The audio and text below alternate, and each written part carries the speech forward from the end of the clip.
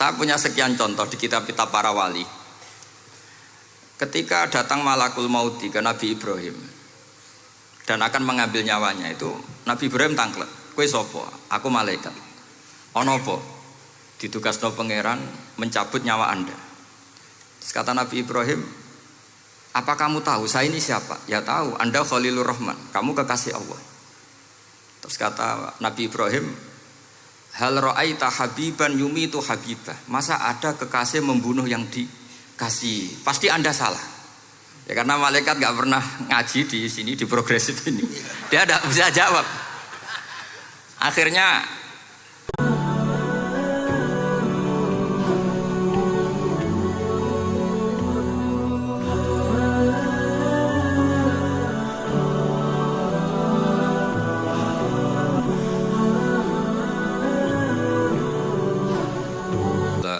sahbihi wa barik wa sallim asma'in nama ba'du. Al-Mukarram kang kita hormati, bapak kita semua, orang kita semua, Ki Haji Agus Ali Masyuri, sedanten para habaib, para ulama, para kiai, wabil khusus Dr. Yusri, matta'akumullah wa atala baqa'akum lil muslimin. Tamu-tamu undangan yang kami hormati, di sini ada Bapak Muhaimin Iskandar, semua adik-adik santri yang saya cintai, yang saya hormati. Ini pertama kali saya pakai serban. Insya Allah tidak sampai 1 menit nanti saya copot. Karena untuk gus-gus muda itu ada kaedahnya. Katanya dulu pakai serban setelah bisa baca Wahab. Kalau sekarang enggak, kalau sudah kaji dipanggil abah ya pakai serban. Saya ini santri sarang mulai kecil, dulu pakai fikih, model usul fikih.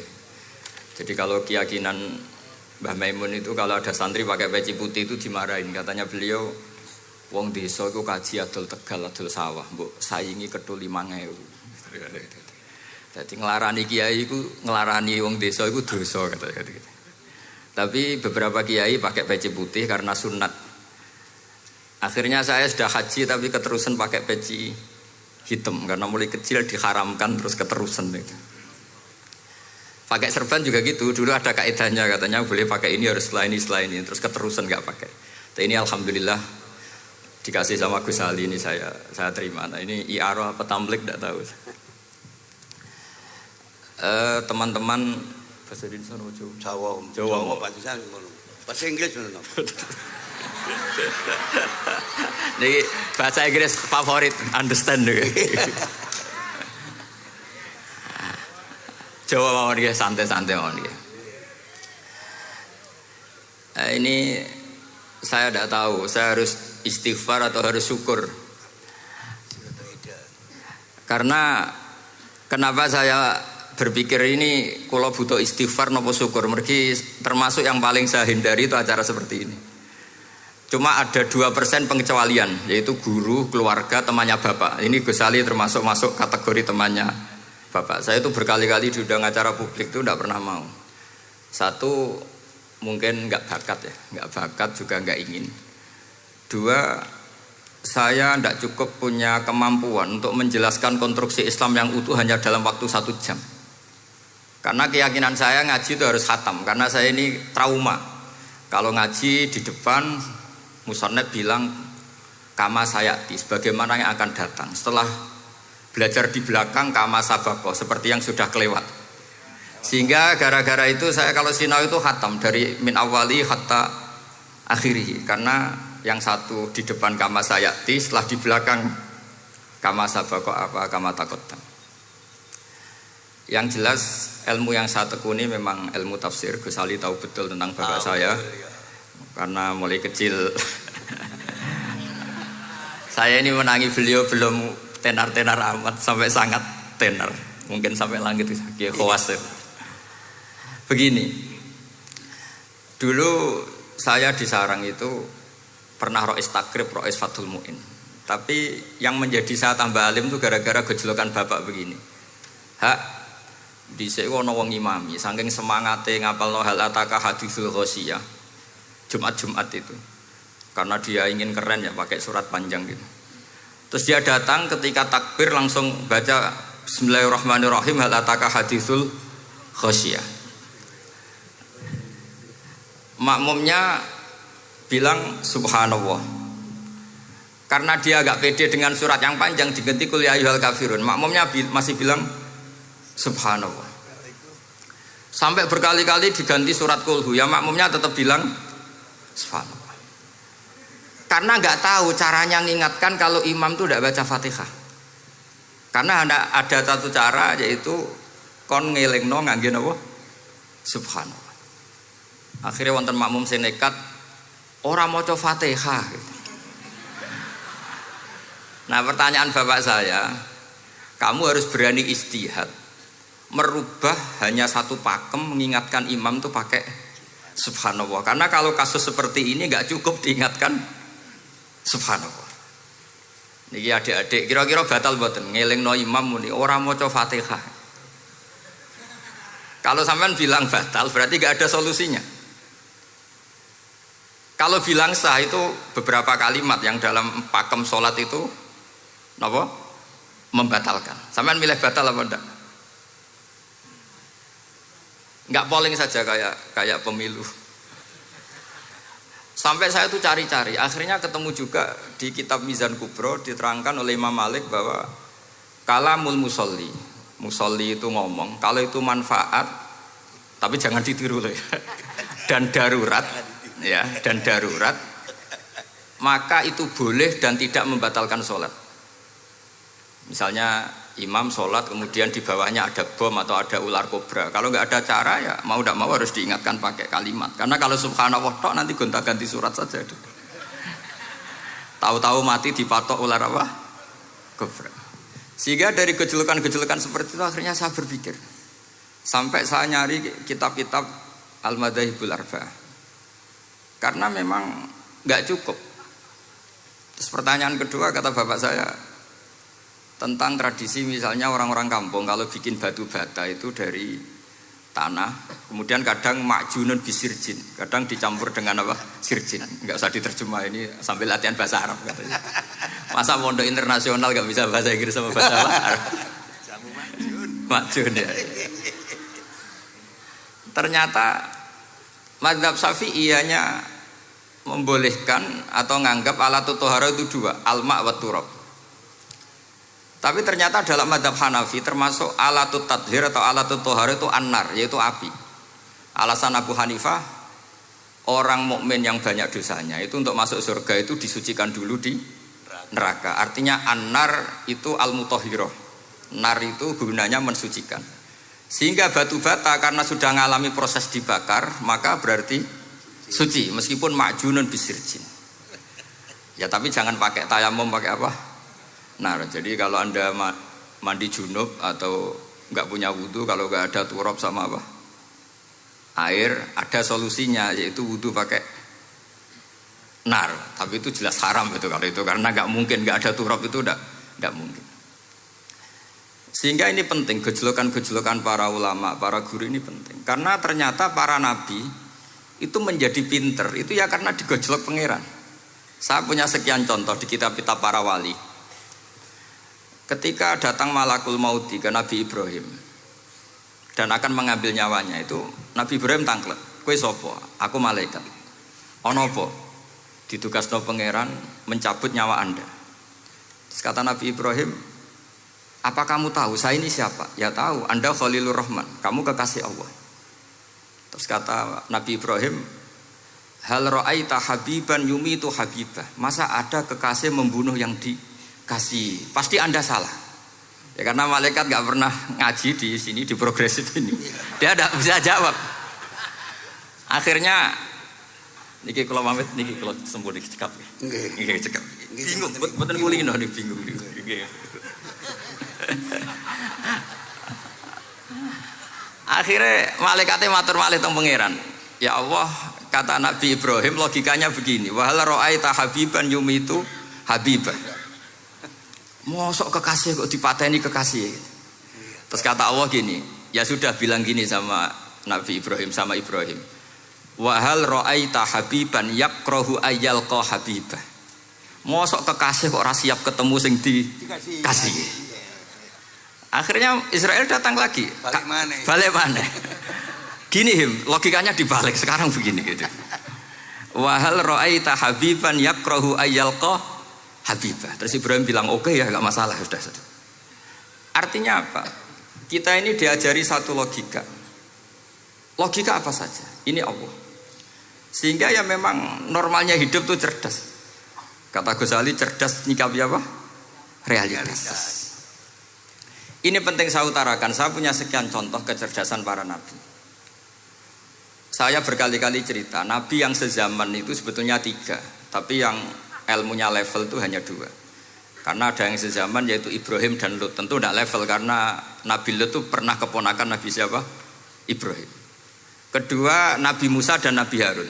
Tapi ini juga agak level karena Nabi Harun jadinya Nabi itu karena proposal Nabi Musa. Jadi proposal mulai dulu ya ada. Nah, Nabi Musa kita tahu adalah al-sak. Al-sak itu kalau ngendikan itu lesannya agak cedul ya. Cedul. Ini nanya jejer ke sana. Jadi kalau nggak bisa tanya ya. Bahasa Arabnya pokoknya al-sak, cedul ya. Cedul. Karena masyhur ya kita tahu cerita itu. Musa yang kecil itu sebeling, jadi nak digendong Fir'aun itu dijabuti jenggote. Padahal masih kecil. Sesuai Fir'aun curiga, dasar Bani Israel. Lama-lama dia memutuskan, sepatah ini aja ini jelas darah-darah Israel. Kita tahu Fir'aun adalah orang Kipti, orang Mesir. Setelah berkali-kali gitu terus tanya gini sama Asia, ini anak ini sudah bisa mikir, memang dasar Bani Israel, jadi gak suka orang Kipti. Oh, rabah cah cilik biasa, gak masalah. Sehingga terus dites ada jamroh, ada bara api sama apel. Sebetulnya Musa ini sudah tahu mau ngambil apel, tapi kalau dia ngambil apel dibunuh sama Fir'aun berarti bisa membedakan. Akhirnya sama Jibril diarahkan ngambil apa? Api jamroh tadi. Akhirnya agak ditelan terus menjadi lesannya apa? Cedul. Sampai sepuh jadi nabi tetap begitu. Makanya beliau ngendikan Rabbis shrahli sadri wa yassirli amri wahlul 'uqdatam min lisani yafqahu qawli. Terus proposalnya itu tadi waj'alli waziram min ahli Haruna akhi. Sebagian ayat lebih jelas lagi yaitu wa akhi Harun huwa afsahu minni lisanan fa arsilhu ma'iyya rid ayyusaddiqun. Jadi dan saudara saya Harun lebih fasih berbicara daripada saya. Jadi kualitas ilmiahnya bagus Musa tapi jubirnya itu Harun. Ya kira-kira kayak Mbah Lim dulu. Iya Mbah Lim. Ya. Jadi ini saya jubirnya Gus Ali, saya Harun, ini Musa. Maksudnya kaya karena sudah ada nabi. Singkat cerita, karena Musa itu agak alsak, sehingga Harun ini ya nggak levelnya. Padahal sezaman, sehingga ya nggak pernah bantah-bantahan, nggak pernah adu argumen. Yang benar-benar nabi sezaman dan kemudian sering adu argumen adalah Isa dan Yahya. Kita tahu umurnya ya imbang, kualitas al-mazaya wal wa'il juga imbang. Nabi Isa kita tahu wa yukallimun nasa fil mahdi wa kahla. Mulai kecil bisa ngendikan, ya sudah pinter. Nabi Yahya kita tahu ya Yahya khudil kitaba biquwah wa atainaul hukma sabiyya. Jadi sama-sama pinter. Wa hananan min ladunna wa zakah wa kana taqiyya. Itu dua beliau ini menjadi satu manhaj besar dalam Islam. Itu kalau main ke salah satu kampung, itu Nabi Isa tanyanya aneh. Aina syirarun nas? Orang-orang yang jelek-jelek itu di mana? Orang-orang fasik itu rumahnya mana? Kalau Nabi Yahya tanya, aina khiyarun nas? Orang-orang baik itu di mana? Akhirnya dua beliau ini saling berargumentasi. Kenapa kamu tanya aina syirarun nas? Terus Nabi Isa katanya, lah kenapa kamu tanya aina khiyarun nas? Terus kata Nabi Yahya, enak kancanan wong soleh, gak ruwet kan. Kancanan wong soleh itu kan enak, gak dibodoni, gak ruwet. Pemene kancanan wong mati, sering iso bodoni gitu. Masyhur itu cerita Gus Dur, Gus kenapa sering ziarah? Kancanan wong urip sumpek. Iya. Wong mati gak tau becuk. Wong mati ora tau becuk. Ini teman ziarahnya Bapak. Wong mati ora tau becuk. Ya. Itu ya ini santai-santai saja, relax saja. Karena saya sudah tahu mau ngomong apa. Nanti kalau ingin serius ya ngaji sama saya, harus khatam biar enggak jadi korban kama sayati sama kama takodam. Akhirnya Nabi Yahya gantian tanya, kenapa kamu tanya aina syirarun nas? Itu masyhur beliau. Ini dalam kitab Tobaqatul Asfiya karangan Abu Nu'aim al-Asfihani. Riwayat Sufyan bin Uyainah, gurunya Imam Syafi'i. Jawabnya Nabi Isa unik. Ana an-nabiyyu, saya ini nabi. Biman zilatit tobib. Nabi itu ibarat dokter. Udawil mardo. Di mana-mana dokter itu cari orang sakit. Makanya di NU itu banyak kiai-kiai yang nangani orang-orang fasik. Dakwah ning gone wong nakal-nakal. Itu ya ada khazanahnya, asal gak keterusan katut gitu saja. Jadi kalau kamu niru Gus Mek itu sebenarnya konsepnya satu, asal ada bukti jadi wali dan tidak katut. Kalau ndak ya sudah usah. Gak usah wae kata Gus Ali sudah. Kalau nggak kelasnya jangan. Sehingga dua beliau itu jadi khazanah besar. Misalnya Anda jadi kiai di daerah-daerah yang Islamnya sudah maju. Mungkin Anda ini hanya mendapat fasilitas dari Islam. Makanya saya sendiri secara pribadi, misalnya kecelok pinter, tah ranking, tah juara musabaqah tilawatil Quran, kadang dari sekian prestasiku untuk umroh mendapat. Karena kita punya prestasi di daerah yang prestis. Sementara teman-teman kita, makanya ini kalau ada santri progresif yang enggak pinter, tak kasih ijazah, tak kasih support. Barokahnya tidak pinter, akhirnya hidup di daerah tertinggal. Barokahnya hidup di daerah tertinggal, Anda muassisul ma'had, Anda muassisul masjid. Sing prestasi hanya mendapat dari negara, yang tertinggal malah memberi kontribusi. Akhirnya apa? Lama-lama ini yang prestasi coro Jawa ngatok tomak. Saya dapat apa? Sementara yang di desa tertinggal saya bisa memberi apa? Sehingga Allah bikin wong bodoh itu ada rencana besar kira-kira. Jadi mau orang bodoh itu gak ada orang-orang santri yang hidup di daerah-daerah apa? Tertinggal. Aman golek prestasi, golek umroh. Terus ambisi ngimami Masjid Haram bareng. Terus kapan dakwahnya? Karena yang diburu itu mendapat, bukan memberi. Ini bahaya sekali bagi Islam. Sehingga tradisi guru-guru kita, nah santri pinter ya dilem, santri bodoh ya dilem, santri bulet ya dilem, santri setengah bulet ya dilem, sekabeh kaulane pangeran. Kok ana hikmah dhewe-dhewe katanya gitu. Tapi ini bukan justifikasi atau melegitimasi kenakalan anak-anak Anda. Ini mau cerita ilmiah. Kemudian ada perdebatan lagi. Dan ini nanti terusannya adalah al-ulama warasatul anbiya. Sayyid Abdul Al-Haddad itu masyhur. Kalau ada orang sowan ditanya, kiaimu nak mulang tau nangis? Mboten nate. Lereni ngaji wek wong ngono iku. Atine atos gitu. Tapi Abdul Hasan Asyadzili kalau ada orang tamu tanya, kiaimu nak mulang tau guyu? Mboten nate. Lereni wong ra iso syukur gitu. Jadi ini dua kutub besar. Siapa yang enggak tahu kewalian Abdul Hasan Asyadzili? Siapa yang enggak tahu kewalian Sayyid Abdul Al-Haddad? Nah ini kalau Gus Ali sudah dua-duanya guyu ya sering, nangis ya sering, sudah ini sudah makomen, ini sudah Majma'ul Bahrain kalau dalam ilmu tasawuf. Dan itu mirip perdebatan Nabi Yahya dan Nabi Isa. Nabi Yahya itu happy, hidupnya happy. Kayak bapak saya itu hidupnya happy. Zaman miskin saja gak pernah susah. Gak pernah susah ya. Bapak saya itu khasnya gak pernah susah. Mau meninggal saja masih guyon sama saya. Mau kapundhut itu seguyon kalian. Ya seneng, ya happy saja. Jadi mirip cerita Jalaluddin Ar-Rumi. Beliau mau kapundhut, muridnya nangis semua, marah-marah dia.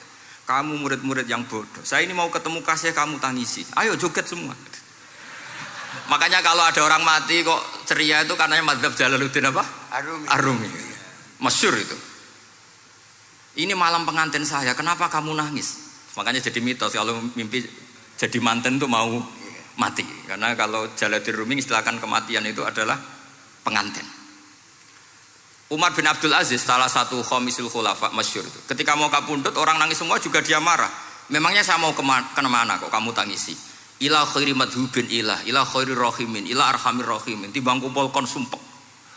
Atok mati katanya. Memangnya saya mau kemana kan? Ila khairi madhubin ila, kedat yang terbaik yang kita tuju. Ini mirip Nabi Yahya. Sehingga Nabi Isa ngejlok, mali aroka dohikan ka'annaka ta'manu min makrillah. Kamu kok sering senyum, sering guyu, ngakak-ngakak, seakan kan kamu tuh tidak pernah akan kena siksa. Nabi Yahya gantian bales, mali aroka abisan ka'annaka taqnatu mir rahmatillah. Lah kamu merengut terus koyo ora ono rahmate pangeran saja. Ini terus jadi madzhab antara Abdul Hasan Asyadzili dan Sayyid Abdullah Al-Haddad. Sayyid Abdullah Al-Haddad juga diikuti banyak kiai. Itu kalau habis sholat tuh masih susah, diterima enggak, sholat kita makbulah apa enggak, puasa kita makbul apa enggak, sujud kita makbul apa enggak. Tapi kalau Abdul Hasan Asyadzili, kalau ada orang tanya gitu dimarahin. Sujud kula ditampi boten ya Sayyid Abdul Hasan Asyadzili. Gak usah mikir ngono, ditegir sujud wis luar biasa. Orang geruang ditegir sujud, gak usah mikir ditampa ta ora. Lho iya, ketika kita nanti ketemu Allah, prestasi betul gak pernah sujud itu. Sebagai hamba kita bangga pernah sujud, terus gak penting ditampa ta ora. Bahkan kalau anak-anak muda ini kepengen ditampa niate elek. Ditampa digajar pangeran terus mlebu swarga terus sama bidadari gitu. Jadi muni ditampa tapi pikirannya sudah ngayal macam-macam. Kalau mazhab Abdul Hasan Asyadzili tidak. Sehingga kitab hikam kita tahu kitab hikam itu adalah dikarang Ibnu Athaillah As-Sakandari, dia muridnya Abdul Abbas Al-Mursi dan ini terus muridnya Abdul Hasan Asyadzili. Itu cerminan Syadziliyah murni. Ya saya ulang lagi itu cerminan Syadziliyah murni. Sehingga beliau ngendikan masyhur itu, qalilul amali ma'a syuhudil minnah minallah khairun min kasiril amali ma'a ru'yatit taqsir. Jadi amal sedikit tapi yakin itu anugerah Allah, lebih baik beramal banyak tapi masih merasa salah karena ra ono syukure. Makanya bapak saya Gus Ali ana wong abangan gelem salat, gak tahu gak disahno sah terus. Ketika ada orang fakir marah-marah tapi rubah gedang, wes rubah gedang lah, pokoknya sah terus. Ini sangat-sangat Syadzili berarti. Ini penting saya utarakan supaya khazanah kita itu tidak pernah habis. Karena al ulama warasatul anbiya. Nabi tidak ada warosati, tapi warasatul anbiya. Sehingga semua watak para nabi sebelum Rasulullah SAW itu semua tercermin pada umatnya Rasulullah SAW. Cerita paling terkenal tentu Asra Badrin. Tawanan-tawanan perang Badarin mau diapakan? Rasulullah istasyara Abu Bakrin. Terus kata Abu Bakar, itu keluargamu ya Rasulullah. Hum asyiratuka, hum aqaribuka. Ya maafkan saja. Terus ditanya Umar, menurut kamu gimana Umar? Itu kan orang-orang yang ngusir engkau ya Rasulullah. Yang dulu ingin membunuh engkau, sekarang ketangkap ya bunuh, kok repot. Apa kata Rasulullah? Masaluka ya Abu Bakrin kamasali Ibrahim isqala faman tabi'ani fa innahu minni wa man asani fa innaka ghafurur rahim. Sing prestasi ya alhamdulillah, sing ra prestasi semoga-moga pangeran akeh sepurane. Sudah gitu iya cara Gus Ali ya sis ngono kok repot. Wa masaluka ya Umar kamasalin nuh isqala rabbil la tadzar alal ardi minal kafirina dayara. Sudah habisi saja ning donya kafir. Tapi anehnya apa? Rasulullah akhudha bi madzhabi Abi Bakar. Nabi mengambil pendapatnya siapa? Abu Bakar. Karena Nabi kena khitab anit tabi millata Ibrahim hanifah. Akhirnya terus keterusan. Akeh kiai NU nek ana umat salah dibarno nganti ra roh nak salah. Makanya kenangan saya sama Mbah Sal Mahfud karena beliau itu sepupu sama Mbah saya, Kiai Sal itu. Kata Mbah Sal gini, "Hak umpama pantes," kata beliau ini, "umpama pantes, pondok-pondok itu tak sertifikat." Kenapa, Mbah? Lah ya akeh kiai gondrong muridé kol gondrong kabeh terus kadang rapati salat jare diulang kali jogo. Engko neng kali-kali golek Nabi Khidir gak tau ngaji. Lah ngene ku nak ditakoki afiliasine kok NU gitu. Mau disertifikat, dadi distandarkan. Pokoknya anggar gak ono takribe ya ora NU gitu. Karena nanti kalau gak disertifikat ini terus khayal-khayal macam-macam ini rata-rata kan afiliasinya juga ngeklaim NU. Padahal ya itu tadi, jadi diulang kali jogo langsung diulang macam-macam.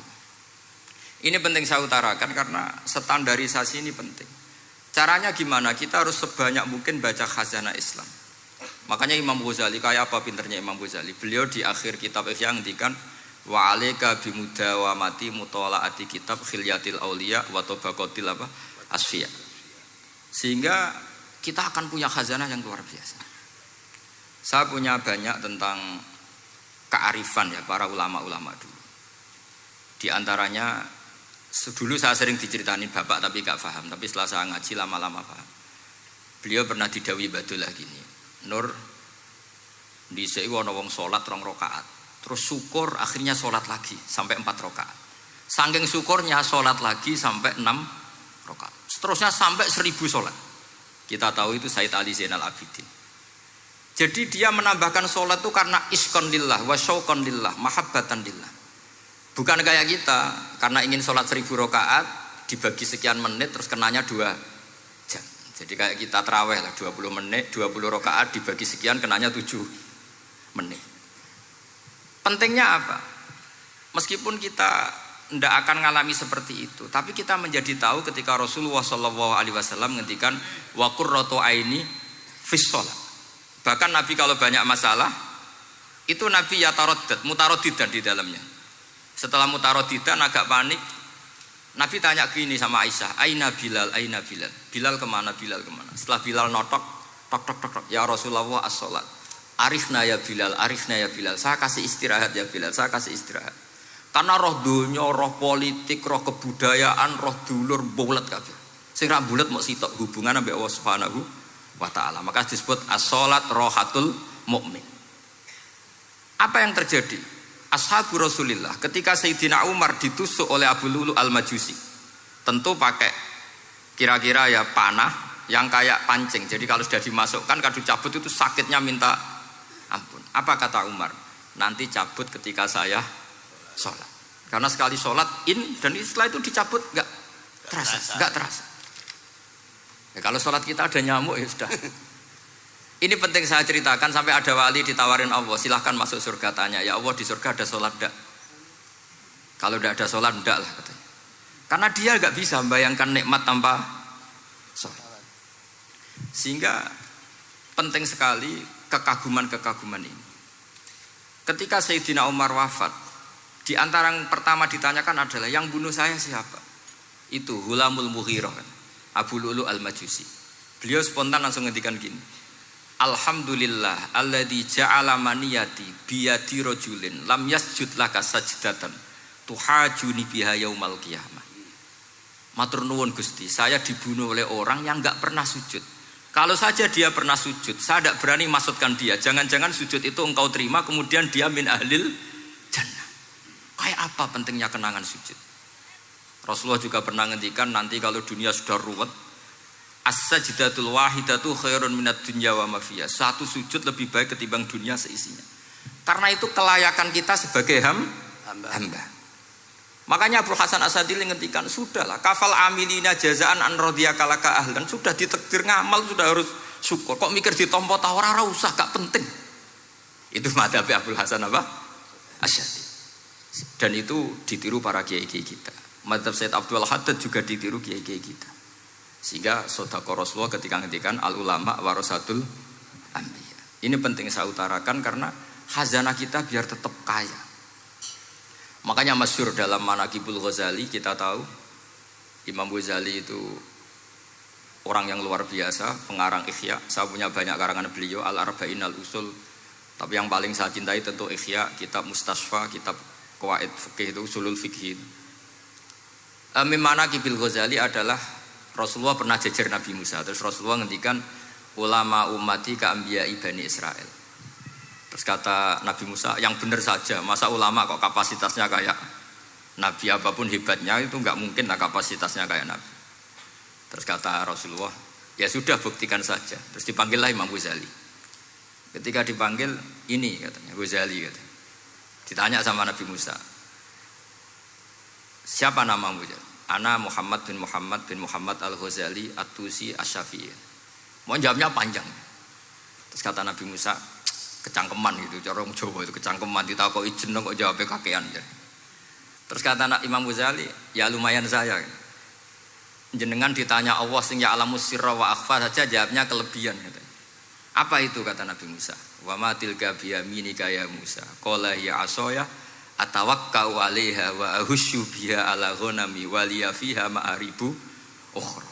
Jadi Nabi Musa ditanya, sing mbok gawa iku apa? Ini tongkat saya, tak pakai ini, tak pakai ini, tak pakai ini. Jadi masih banyak kelebihan jenengan timbang saya. Akhirnya fa'aqarra Nabi Musa ini ikrar bahwa benar-benar ulama Rasulillah itu keambiyai Bani apa? Israel. Jadi khazanah-khazanah kecerdasan gini ini penting. Sehingga ketika ada kemacetan fikih, ada kejumudan fikih. Tugas kita adalah memecahkan kejumudan itu. Misalnya begini, ini yang sering dilakukan Bapak saya dan Gus Ali. Kancanan wong fasik hukumnya piye? Ya ora oleh, wong kok kancanan wong fasik. Tapi kalau dibalik, bina wong fasik boleh ndak? Boleh. Syaratnya bina kudu ngancani. Jadi dibelokkan gitu aja sudah rubah. Hadza huwal fiqh. Yang dikatakan fikih ya seperti ini. Tapi orang-orang yang enggak ngerti detailnya fikih, apalagi usul fikih. Fikih itu menjadi rumit. Makanya ahli sunnah itu luar biasa. Ada orang mati karena narkoba atau karena apa itu? Oplosan. Itu kiai cokre. Itu kiai alim biasa datang. Itu ya biasa mempersaksikan, nggih mayite sae nggih. Nggih. Padahal orang itu enggak percaya ini orang mati cokre kok apa? Sae. Padahal dia di kiainya bilang gini, wis sae saiki wis iso nakal katanya. Maksudnya sae sudah mengakhiri semua kenakalannya lewat apa? Lewat kematian tadi. Karena itu doa Rasulullah. Rasulullah itu kalau ngendikan itu luar biasa. Allahumma ij'alil hayata ziyadatan li fi kulli khairin wal mauta rohatan li min kulli syarrin. Ya Allah, jadikan hidup ini ziyadatan li fi kulli khairin. Jadi anggap saja kalau hidup itu berarti potensi tambah baik. Anggap saja kalau mati itu akhir dari segala keburukan. Berarti orang cukri ini mati itu baik apa buruk? Baik, karena dia sudah tidak bisa buruk lagi. Makanya saya nah ini khazanah yang luar biasa. Karena tadi kematian adalah ar-rohah min kulli apa? Syarrin. Nah ini sesi kedua, mungkin ini tinggal seperempat jam atau setengah jam. Saya ini karena biasa ngomong lama. Saya mau menerangkan kalimat tauhid. Ini penting sekali. Kalimat tauhid itu kata Ibnul Qayyim Al-Jauziyah dalam kitab Zadul Ma'ad. Ini kitab kesayangan Sayyid Abdul Al-Haddad. Sampai beliau ngendikan, ya letani minha iddatan nusakhin li uhdiyaha ila tullab. Semoga saya punya naskah banyak yang mau saya hadiahkan ke santri-santri. Saking pentingnya kitab apa Zadul Qayyim. Itu beliau mengartikan la ilaha illallah itu luar biasa. Kalimat ini adalah kalimat super. Allah bikin surga juga demi kalimat ini. Siapa yang menerima kalimat ini maka masuk surga. Yang menolak kalimat ini maka dimasukkan neraka. Kita tahu neraka itu kalau ada batu dicemplungno, itu sampai ke bawah itu nunggu 70 tahun. Kayak apa kedalamannya? Bego siapa saja tidak akan bisa itu bikin apa? Neraka. Karena kalau batu dijatuhkan nunggu 70 tahun itu sampai kok riha. Itu dibikin juga untuk orang yang menolak la ilaha illallah. Kemudian karena manusia butuh latihan, dibikinlah langit dan bumi supaya didiami manusia untuk menerima konsep la ilaha illallah. Karena manusia butuh pelatih, diutuslah para rasul untuk melatih la ilaha illallah. Dan kalimat ini andaikan ada orang kafir 70 tahun kemudian dia melafadzkan la ilaha illallah Muhammadur Rasulullah, maka semua kekafirannya dihilang dia. Maka santri-santri yang aswaja ini harus yakin, ia adalah kalimatun dakhala bihal kafiru al-islam. Ini kalimat yang orang kafir 70 tahun saja menjadi muslim. Tapi sekarang banyak gerakan dengan kalimat yang sama malah orang Islam menjadi kafir. Itu kira-kira kelompok aneh napa mboten? Hanya karena la ilaha illallah banyak kelipatok dihukumi kafir. Gara-gara la ilaha illallah pitung dino diarani kafir. Wong kalimat ini sing kafir wae dadi mukmin. Sekarang dengan kalimat yang sama yang mukmin jadi kafir. Ini apa-apaan? Kira-kira gitu. Cara madzhab ini apa-apaan? Ini penting saya utarakan. Jadi kepastian tauhid. Ngendikane pangeran kullil ladzina kafaru iyantahu yufar lahum ma qad salaf. Makanya Abul Hasan As-Sadili ketika nafsirkan fa'lam annahu la ilaha illallah wastaghfir li dzambika walil mu'minina wal itu ai bihadhil kalimah kata beliau. Kamu harus camkan bahwa la ilaha illallah. Dan setelah itu kamu baru sah istighfar untuk kamu sendiri maupun untuk orang mukmin siapapun, mukmin mukminah. Kita tahu andaikan kita punya keluarga kafirah atau murtadah, sah enggak diistighfari? Enggak sah. Tapi sefasik apapun asal dia min ahli tauhid maka sah diistighfari karena fa'lam annahu la ilaha illallah wastaghfir lidzambika walil mu'minin. Jadi sahnya mengistighfarkan orang lain hanya dengan satu syarat, yaitu dia min ahli la ilaha illallah Muhammadur Rasulullah. Sehingga dalam cerita-cerita kewalian, dan ini saya percaya cerita ini karena saya pernah menemukan di Musnad Ahmad, saya menemukan di Ithaf syaratnya Ihya. juga di kitabnya Said Muhammad Abu Abdul Farad itu. Dulu itu ada wali yang tukang bikin Istanbul itu. Pernah dengar tuh Istanbul itu yang Quran kecil itu. Kalau sekarang kan dibikin masif, mau 5.000-an.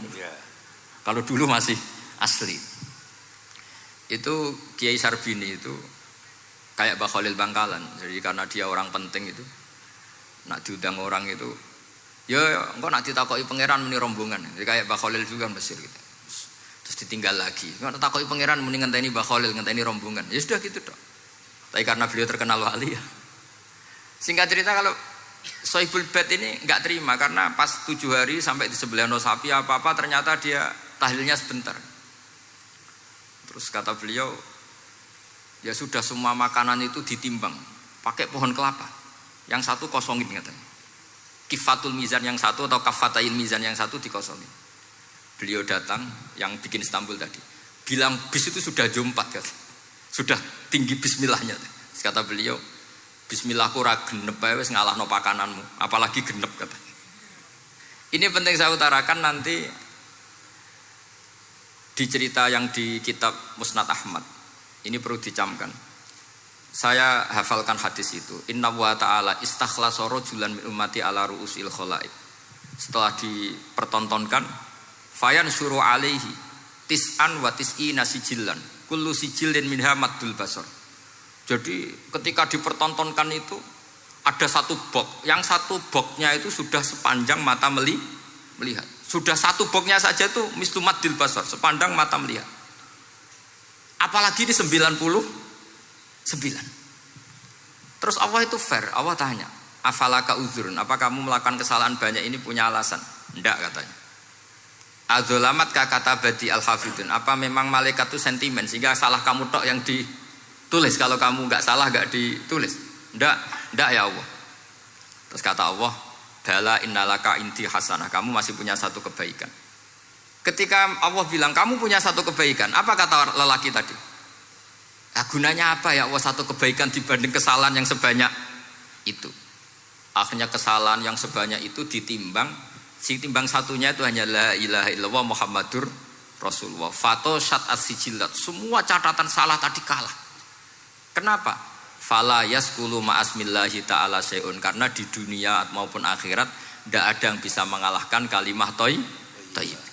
Tapi sekarang kalimah thayyibah itu jadi tersangka. Nah ini makanya saya mohon santri-santri, hujjiyatu ahli sunnah wal jamaah ini harus mustaqirrah, harus sabitah, harus benar-benar berargumentatif. Sehingga kita tahu setahu-tahunya bahwa kalimat ini adalah kalimat yang orang kafir saja menjadi muslim. Masa dengan kalimat yang sama orang mukmin menjadi kafir. Ini penting saya utarakan karena kita harus terus belajar. Caranya gimana? Ya diantaranya tadi belajar kitab Ihya, beberapa kitab. Sehingga khilaf-khilaf fikhiyah, meskipun kita tidak bidangnya misalnya, itu tetap punya kualitas yang luar biasa. Saya sampai sekarang menerima sorogan kitab Mahalli. Itu di situ ada perdebatan unik. Boleh enggak misalnya jenazah itu diletakkan di belakangnya yang sholat? Kata kaul awal enggak boleh. Di mana-mana jenazah itu ya di depannya orang apa? Sholat.